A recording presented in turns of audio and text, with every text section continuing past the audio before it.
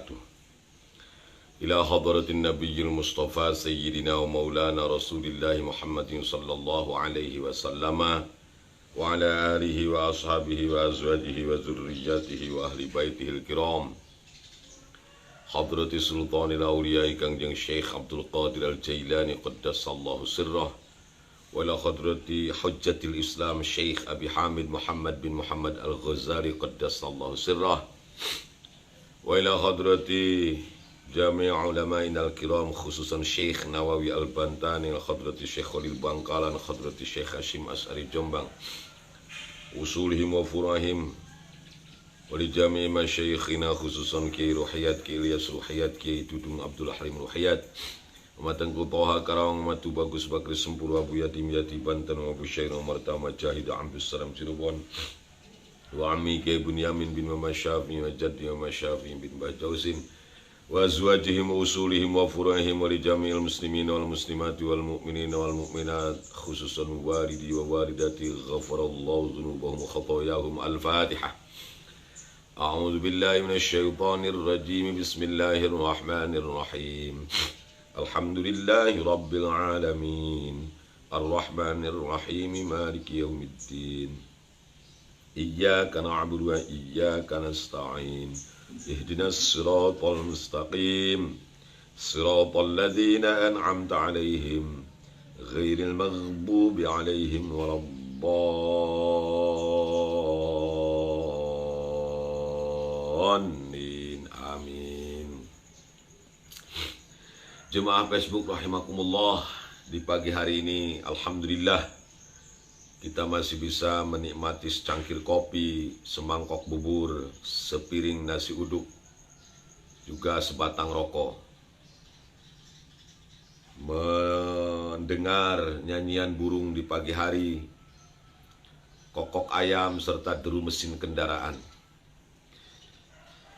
Mudah-mudahan kita termasuk orang-orang yang bisa masuk kategori hamba Allah yang pandai bersyukur atas karunia-Nya. Amin ya rabbal alamin. Terima kasih kepada Cak Fauzi yang sudah bangun walaupun mungkin mendengarkannya di tempat tidur ya. Ada KM kita Ustadz Farid Mawardi, ketua kelas ini. Ada Gus Abdul Wahid Rusdi, terima kasih. Alhamdulillah, terima kasih Gus. Dia yang punya Khatimu Saung Berkah Pawarengan. Ada Mang Dindin Parfum ini, Mang Didin Parfum di Bekasi. Terima kasih Mang Didin, semoga parfumnya selalu harum. Ada ini Kang Ali Abdullah. Terima kasih Kang Ali. Kang Diden Kuswandi, ada Pak Ejen Kamaluddin Abdullah bersama Ibu Nyai Fitriah Kamalnya ya. Terima kasih Aki Udin, mungkin walaupun masih ngajar juga masih sempat nge-share ya ke teman-teman yang lainnya. Mang Dindin Ibrahim Purwakarta, Sekjen MPPK Aceh. Bapak Haji Iskandar, ada Empok ini, Empok Tuti Alawiyah di Batu Jaya ini dulu teman seangkatan saya di Cipasung. Terima kasih Empok Tuti. Uceng dan Ucup seperti biasa bagaikan kepompong. Uceng kepompongnya, Ucup ulatnya ya, atau sebaliknya juga nggak apa-apa. Uceng dan Ucup pergi ke pasar.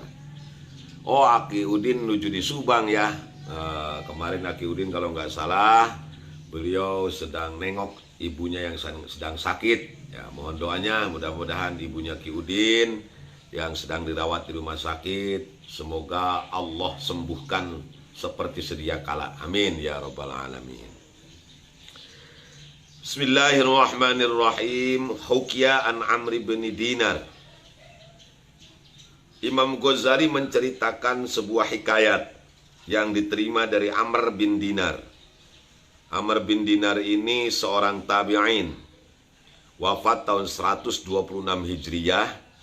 Beliau murid langsungnya dari Ibnu Abbas radhiyallahu an, sahabat Nabi yang alim itu, dari Ibnu Umar juga, dari sahabat-sahabat, ulama-ulama sahabat lainnya. Amr bin Dinar ini salah satu muridnya Sufyan bin Uyainah yang sangat terkenal ahli hadis nih, Amr bin Dinar ini. Annahu qol, Amr bin Dinar bicara begini, kana rajulun min ahlil Madinati lahu ukhtun fi nahiyatil Madinah. Amr bin Dinar menceritakan bahwa ada seorang laki-laki, ada seorang penduduk Madinah, penduduk kota Madinah, lahu ukhtun fi nahiyatil Madinah, yang punya saudara perempuan di perkampungan, ya, daerah pinggiran kota Madinah. Fastakat, ketika itu saudara perempuannya yang ada di pinggir kota Madinah ini sakit, dan kira-kira WA lah ya, kalau zaman sekarang ngasih kabar, ngutus orang kepada kakaknya, kepada saudaranya yang di kota bahwa dia sedang sakit. Fakana yatiha ya'uduha, lalu laki-laki itu, orang Madinah itu, karena mendengar saudara perempuannya di kampung sedang sakit, maka dia pulang kampung untuk menengoknya. Tidak lama setelah itu sumamatat, setelah ditengok oleh saudara yang laki-laki ini, yang dari kota ini saudara perempuan yang sakit itu mati. Ya, setelah mati wajah hazaha, ini kakaknya yang di kota ini menyiapkan segala sesuatunya untuk prosesi pemakaman, dari mulai memandikan jenazah, mengkafani, menyolatkan, sampai wahamalaha ilal qabri, lalu membawanya sampai ke kuburan, tentu dibarengi dengan diiringi oleh keluarganya yang lain. Falamma dupinats, ketika saudara perempuannya yang sudah mati ini dikubur, roja ila ahliha, si laki-laki yang dari kota ini pulang lagi ke keluarganya. Sumadzakaro annalahu kaisan kana mahu fadoyahu fil qabri. Dia cerita tadi ketika prosesi pemakaman tidak disengaja dompetnya, ya, kais itu bisa dompet, bisa tas, yang milik si saudaranya yang laki-laki di kota ini ketinggalan, jatuh di lubang kubur itu, ya. Kemudian pasta'ana birajulin min ashabihi, dia minta tolong salah seorang sahabatnya, kerabatnya, untuk menggali kuburan saudara perempuannya ini yang kebetulan untuk mencari dompet yang ketinggalan di dalam liang lubang kubur itu. Fataya al-qabro, mereka berdua tadi dari kota itu bersama sahabatnya mendatangi kuburan Panabasyahu, kemudian menggalinya lagi. Wajada al-kais, akhirnya ditemukan juga dompetnya. Pakola di rojul, ada nih kelihatan dompetnya, udah kelihatan ini. Pakola, dia ngomong sama sahabatnya yang satunya lagi, tanaha anni hatta anturu ala ayyi halin hiya.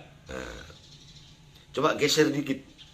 Tanaha itu tolong geserkan itu jenazahnya, karena sampai bawah sudah ditemukan, sudah dilihat ada dompetnya. Coba geser sedikit. Aku ingin lihat bagaimana kondisi jenazah saudari perempuanku yang tadi siang barusan dikuburkan. Farofa'a ba'doma alal lahdi, maka sahabatnya itu dia angkatkan sedikit di apa yang ada di liang lahatnya, faizan al-qabru yasta'illu naron. Sungguh kejadian yang tidak disangka-sangka. Apa yang dilihatnya benar-benar nyata dengan mata kepala mereka berdua. Saudara laki-laki dan sahabatnya tadi melihat langsung bahwa yasta'illu naron, al-qabru yasta'illu naron. Kubur itu ya, yang berisi jenazah saudari perempuannya itu ternyata menyala. Ya tentu ada apinya kalau menyala. Faraja ila ummihi, langsung seketika saudaranya yang dari kota ini pulang dengan penuh rasa penasaran, apa sebetulnya yang terjadi sampai adiknya yang perempuan ini kok kuburannya menyala dengan api. Dia saksikan sendiri ketika mengambil dompet yang ketinggalan di lubang kubur itu. Lalu dia tanya ibunya, faqala akhbirini ya ammah ala ma kanat ukhti. Mama, ibu tolong ceritakan sebetulnya apa yang terjadi dengan saudariku, saudara perempuanku, kok kuburannya sampai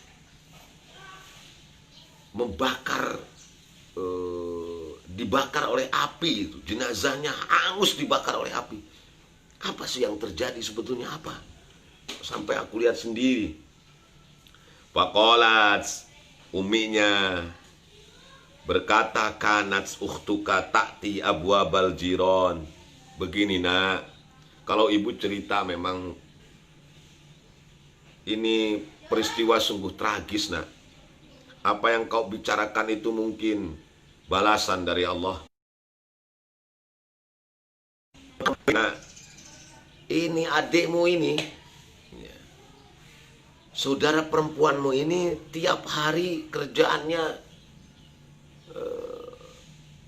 bertamu ke tetangga, ngunjungin tetangga-tetangga, ngetok pintu tetangga, takti abu abal jiron, ya, ngetuk pintu tetangga, patulki uzunaha ila abwabihim hatta tastamiyal hadis.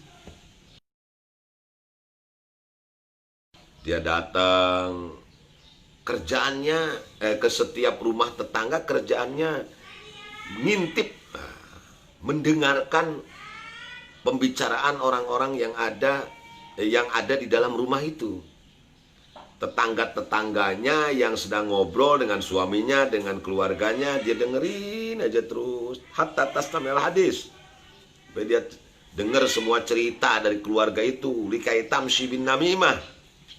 Dia tahu ini keluarga si A sedang recet dengan keluarga si B. Karena kerjaannya begitu, ngintip-ngintip.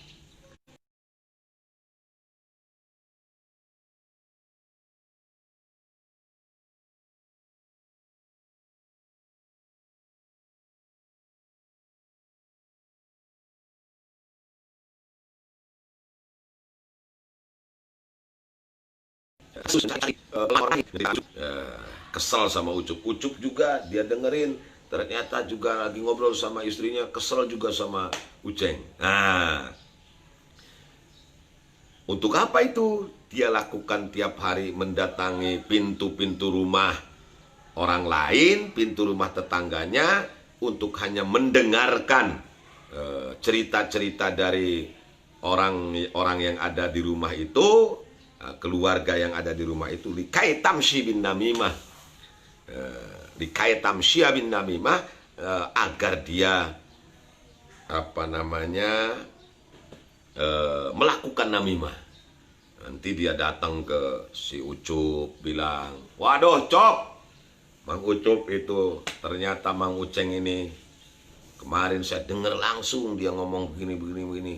Ucup marah sama Uceng. Datang lagi dia sama si Uceng, Mang Uceng, Ternyata Mang Ucup ini baik di depannya doang, padahal di belakang. Kemarin saya dengar sendiri ngomong sama istrinya begini. Akhirnya terjadilah pertengkaran dahsyat antara Ucup dan Uceng karena provokasi dari perempuan ini ya. Pak Alima, maka sekarang dia tahu, saudaranya ini tahu yang dari kota ini, anna hadza sababu azabil qabri, bahwa inilah yang menyebabkan adanya siksa kubur yang langsung Allah buktikan. Nah, ini langsung terbukti nih. Kalau sekarang ada sinetron di sebuah TV swasta, apa itu sinetron ajab atau apa ya, langsung dilihat oleh mata kepalanya saudaranya ini yang dari kota. Ketika saudara perempuan yang di kampung mati ikut menguburkan, ternyata dompetnya ketinggalan di kuburan. Akhirnya dia gali lagi tuh kuburannya dan mendapatkan mayat atau jenazah adiknya yang perempuan itu terbakar oleh api yang menyala-nyala di dalam liang lahatnya itu. Masya Allah. Karena apa? Karena memang saudari perempuannya ini tukang namimah, an-namam.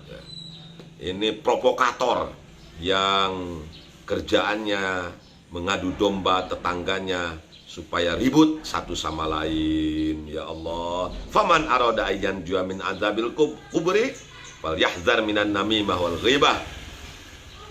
Kata Imam Ghazali, barang siapa yang ingin selamat dari siksa kubur, maka hendaklah dia menghindari, menjaga dirinya dari namimah dan ghibah. Semoga Allah senantiasa menjaga kita dan keluarga, anak-anak kita, cucu-cucu kita dari namimah dan ghibah. Amin ya rabbal alamin. Andi abinya Arpi, Jungklang hadir. Siap. Jungklang itu sebuah negara bagian di Banyusari. Terima kasih Jungklang. Ya, mana Komandan Banser? Ustaz Khojin, ayah. Terima kasih. Masya Allah. Wahukia an Abilais al-Bukhari. Selanjutnya Imam Ghazali juga menceritakan hikayat yang diterima dari Abilais al-Bukhari. Abilais al-Bukhari ini seorang ahli tasawuf ya. Di samping beliau ahli hadis juga ahli tasawuf. Bukan Imam Bukhari, bukan. Ini Abilais al-Bukhari ini satu kampung dengan Imam Bukhari. Abilais al-Bukhari ini kitab yang terkenal. Kalau di kita namanya bukan Al-Bukhari, Abilais As-Samarqandi. Yang sangat terkenal, yang sering dibaca di dunia pesantren adalah kitab Tanbihul Ghafilin. Nah, itu karangan Syekh Abilais As-Samarqandi. Nah, kalau di sini ditulisnya Al-Bukhari karena Samarkand, Bukhara, dan beberapa kota lainnya itu termasuk wilayah Uzbekistan. Kalau sekarang, kalau dulu sih wilayah Uni Soviet ya. Setelah Uni Soviet bubar, maka kota-kota tersebut menjadi wilayah Uzbekistan. Mang One Sundanis, Saudi hadir. Ya, terima kasih. Ada Mang Dadang Rahmat. Nah, MWC Truk Jambe Barat. Mantap. Terima kasih. Hapunten telat habis nyuci dulu. Aduh, ayahku sae Mang Dadang Rahmat ya, Ustaz Dadang. Itulah suami yang tanggung jawab. Luar biasa. Abilais As-Samarqandi atau Abilais al-Bukhari, annahu kharaja hajan. Suatu ketika beliau pergi haji ke Baitullah, faja'ala fi jaibihi dirhamaini. Beliau hanya punya 2 dirham di kantong bajunya, di saku bajunya itu. Beliau hanya mengantongi 2 dirham saja. Berarti kalau 1 dirham itu kemarin berapa? 1 dirham itu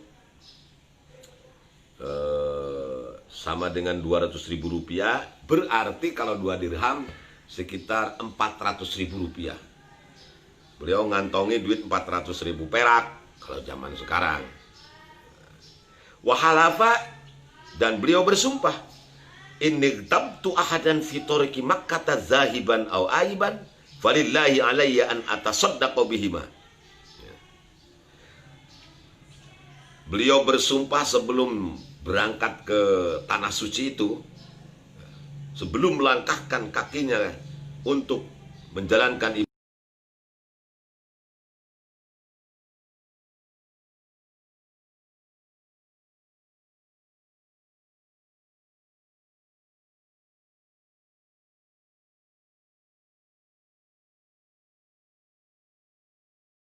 Pulang maupun pergi dari Mekah, pergi ke Mekah maupun pulang dari Mekah, dalam proses menjalankan ibadah haji ini, kalau saja aku ghibah, mengumpat seseorang, ya, seorang saja, walillahi alayya an atasaddaqa bihima, maka wajib kepadaku, aku harus bersodakoh dengan kepada orang tersebut, bersodakoh, mohon maaf, bersodakoh kepada siapa saja, ya, bihima, dengan 2 dirham itu.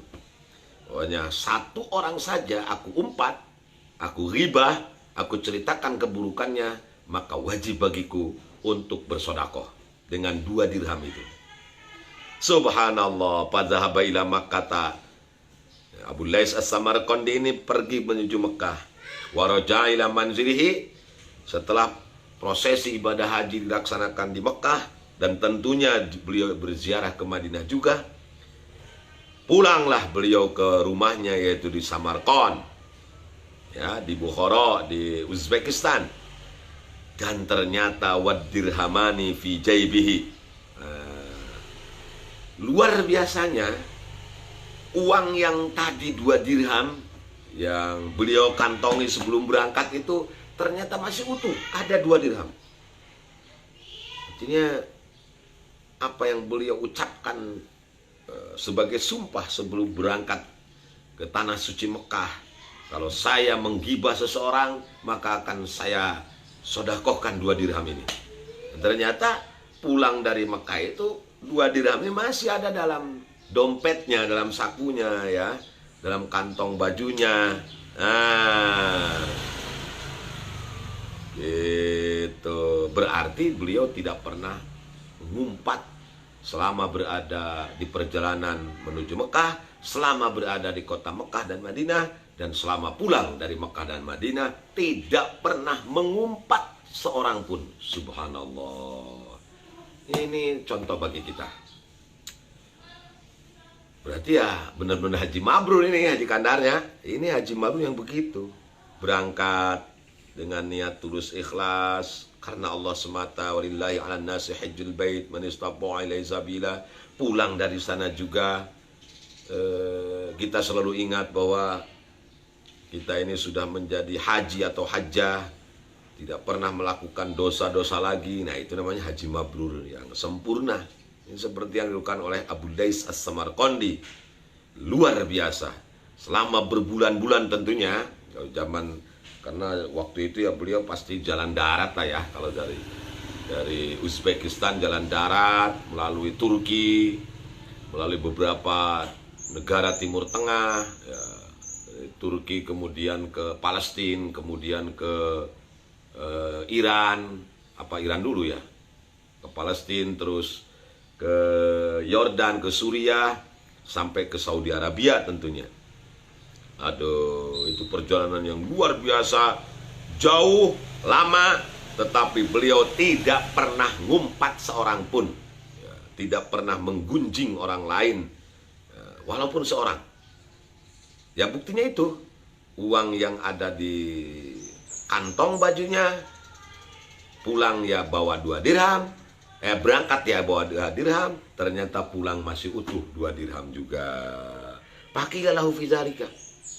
Sampai orang-orang, ya murid-muridnya tentunya, nanya sama beliau, ya Syekh, bagaimana ini bisa terjadi? Kok jenengan sebelum berangkat ke Mekah itu punya uang hanya 2 dirham, disimpan di kantong baju, pulang dari sana juga masih utuh itu. Berarti jenengan nggak menggibah seorang pun, ya. Waduh, Haji Dadang karak nolol ya. Muhammad Abdullah Ade mun di jalan aya Wahabi parkir ngahalangan jalan kumaha kiai. Aduh, Kang Ade rupa-rupa ya. Aduh. Moal Wahabi balalager, Wahabi ge nu bager mah. Ngan peda Wahabi teh taraseuri doang gitu. Samerut teh Wahabi di Indonesia, teh Wahabi di Arab balalager ah. Ya. Haji Dani teh ngopi Kang, ngopi bener Ji, ngopi heulanya santai. Bismillahirrahmanirrahim. Ini tangan kanan ya, bukan tangan kiri.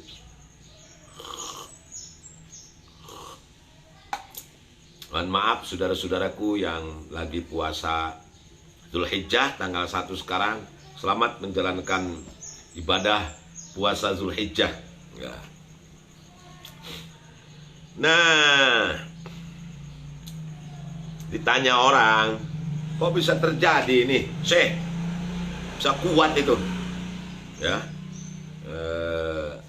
Kang Mus hadir JP Dud. Wah, Kang Mus, alhamdulillah. Udud yuk, Kang Mus, udud. Pasti Kang Mus ini pulang dari goes. Kang Mus goes syar'i ya. Goes syar'inya di atas kasur. Nah, goes terus. Oh, sugan teh puasa buku kurang sehat, gening sami kelah geus deket ka lebaran haji nya, puasana bareng dengan Haji Kandar.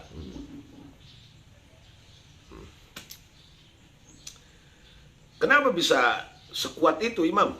Kan itu lama nggak ngomongin orang. Luar biasa Imam ini. Katanya Imam Abu Lais As-Samarqandi, la an azniya mi'ata marrah ahabba ilayya an aghtaba marratan wahidah. Ya Allah, bagi saya, kata Abu Lais As-Samarqandi, lebih baik saya berzina 100 kali daripada saya harus ngomongin orang 1 kali. Astagfirullah, astagfirullah, astagfirullah. Sampai begitu itu. Lebih baik saya berzina 100 kali daripada saya harus ngomongin orang 1 kali. Makanya orang ngomongkan batur teh sapoe sabaraha kali meureunnan. Aduh, teu kaop nempo liwat diomongkeun, nempo anu mantap diomongkeun, ya diomongkeun terus-terusan. Ya Allah ya Rabb. Ini Abu Lais As-Samarqandi luar biasa. Beliau tidak pernah ngomongin orang lain.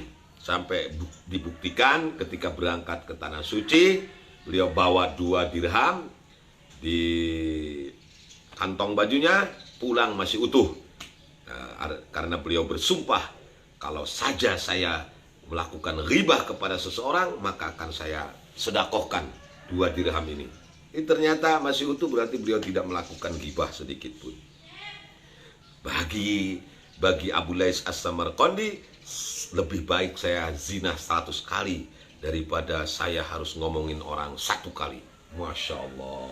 Tapi bukan berarti waduh kalau begitu udah jinah aja lah kita. Mana mah jinah ongko tungtung nama gibah ongko. Oh, itu lebih bahaya lagi. Bukan seperti itu maksudnya ya.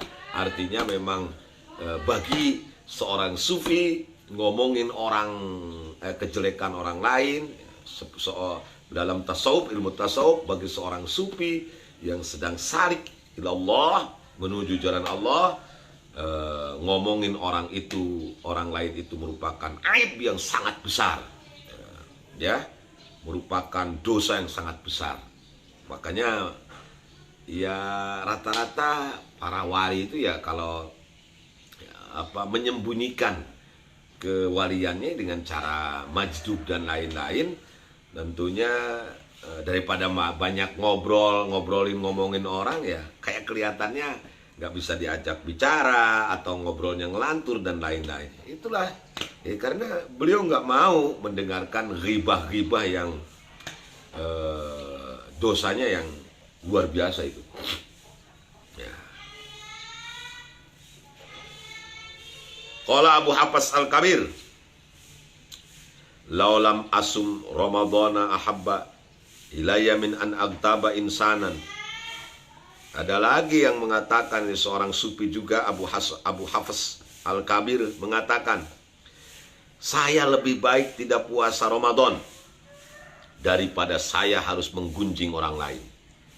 Bahasa orang aing mending kena teu puasa bulan Ramadan kayak daripada ngomongkeun batur. Subhanallah.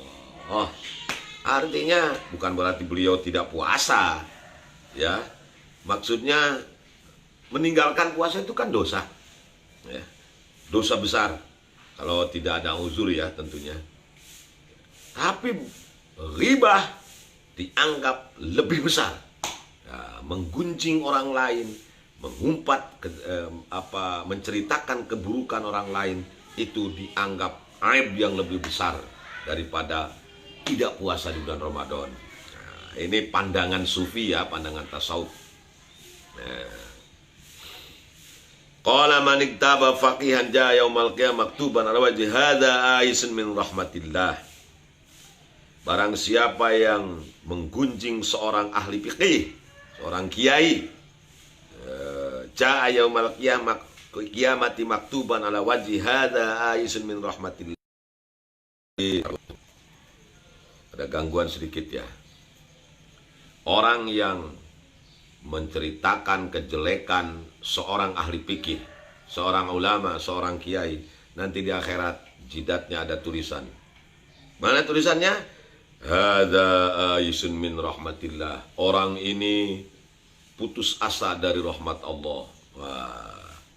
Orang yang putus asa dari rahmat Allah. Nah, naudzubillah min dzalik ya. Wa an Anas bin Malik radhiyallahu an, salah seorang sahabat Nabi yang paling mulia, yang paling disayangi oleh Kangjeng Nabi. Beliau berkata, qala Rasulullah sallallahu alaihi wasallam. Bersabda junjunan kita Rasulullah Muhammad sallallahu alaihi wasallam. Ini riwayat Imam Ahmad. Marartu lailata usriya bi ala aqwamin yakhmashuna wujahum bi adhafirihim wa yaquluna al-jaybata faqultu man haula ya Jibril qala haula alladziina yaquluna luhuman nasi fid dunya. Katanya Kangjeng Nabi, ketika aku Isra Mi'raj di alam sana, aku melihat sekelompok orang, kaum-kaum yang menggaruk-garuk wajahnya bi'adzafirihim, dengan kuku-kukunya yang panjang, sampai mukanya berdarah, nggak berhenti terus kayak orang yang gatal sampai bercucuran darah. Wa yaqulunal jaybah, kemudian mereka makan bangke, terus-terusan begitu, menggaruk sampai makan bangke, menggaruk sampai makan bangke. Kanjeng Nabi kan terus merasa kaget dan jijik tentunya ya. Fakultu, beliau bertanya, man haula ya Jibril, siapa mereka itu Jibril? Gambaran apa yang Allah perlihatkan kepadaku tentang kaum-kaum yang menggaruk-garuk wajahnya dengan kuku-kukunya yang panjang sampai berlumuran darah dan mereka makan bangke? Qala, berkata Jibril, haula alladziina yaquluna luhuman nas fid dunya. Itulah umatmu Muhammad, orang-orang yang waktu di dunia sekarang ini memakan bangke saudaranya. Orang-orang yang waktu di dunia mereka selalu menggunjing kejelekan saudaranya. Orang-orang yang waktu di dunia selalu melakukan ghibah kepada sesamanya. Apalagi kalau ghibah itu dilakukan di mimbar-mimbar suci. Masya Allah, di masjid, di mimbar khutbah, itu kan tempat-tempat suci, tempat-tempat sakral. Tapi sekarang ini justru malah dipakai sarana untuk menghibah orang lain. Maka nanti di akhirat mereka akan menggaruk wajahnya dengan kuku-kukunya mereka sendiri sampai berlumuran darah, dan mereka makan bangke yang Allah sediakan nanti di akhirat. Nauzubillah summa nauzubillahi min dzalik ya. Wa qala Hasan radhiyallahu an, berkata Imam Hasan, kama qala Qiudin ya, Kalau ada Al-Hasan dalam kitab tasawuf berarti Hasan Al-Basri radhiyallahu an, seorang tabi'in yang mulia. Wallahi lil ghibah asrau fi dinir rajul mu'min minal akilah fil jasad. Demi Allah, untuk ghibah ini dalam merusak agama seseorang, ya, merusak agamanya seorang mukmin itu lebih cepat daripada belatung memakan jasad. Masya Allah. Wa qala Abu Hurairah radhiyallahu an, berkata lagi sahabat Nabi yang lain, yaitu Abu Hurairah radhiyallahu an. Nah, ini sih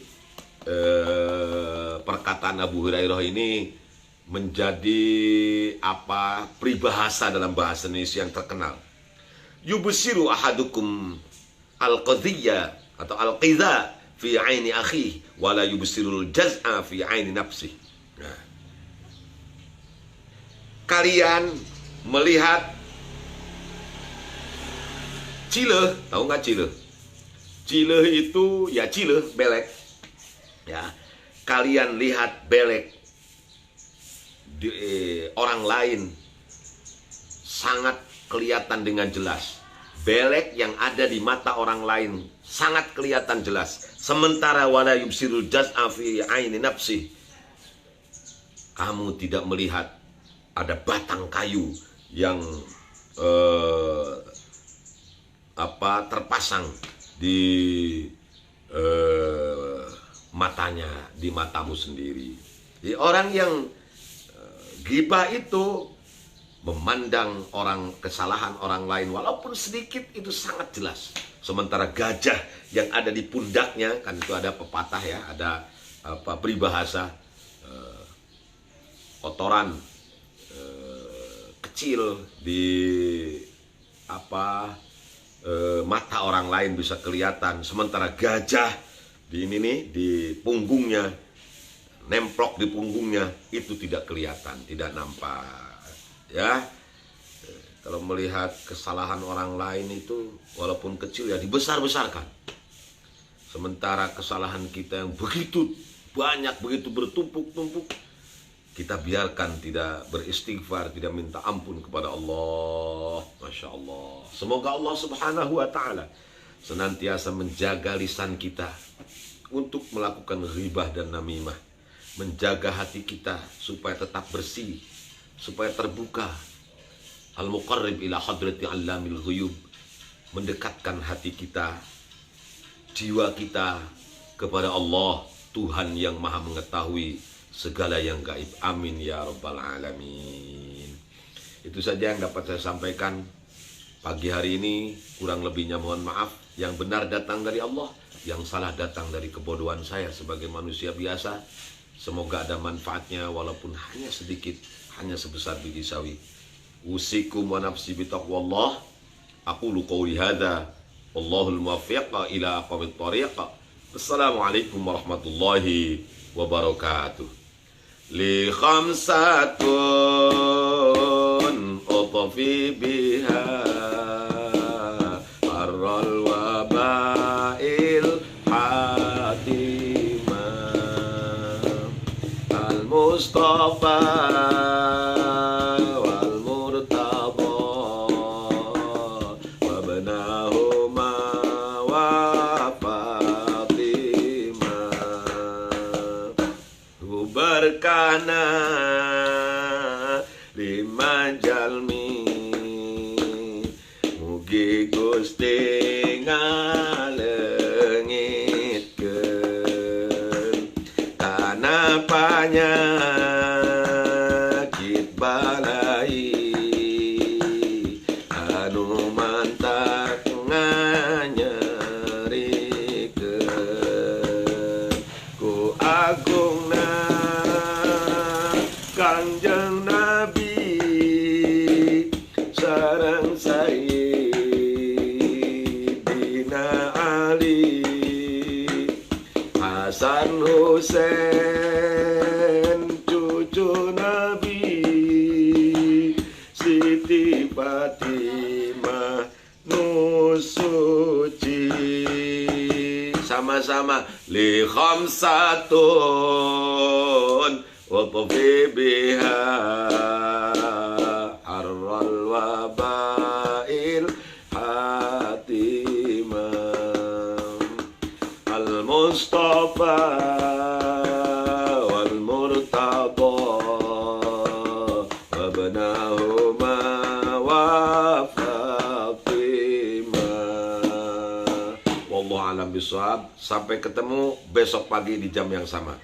Allahumma salli wa sallim ala sayyidina Muhammadin alladzi ja'ana bil haqqil mubin wa arsaltahu rahmatan lil alamin.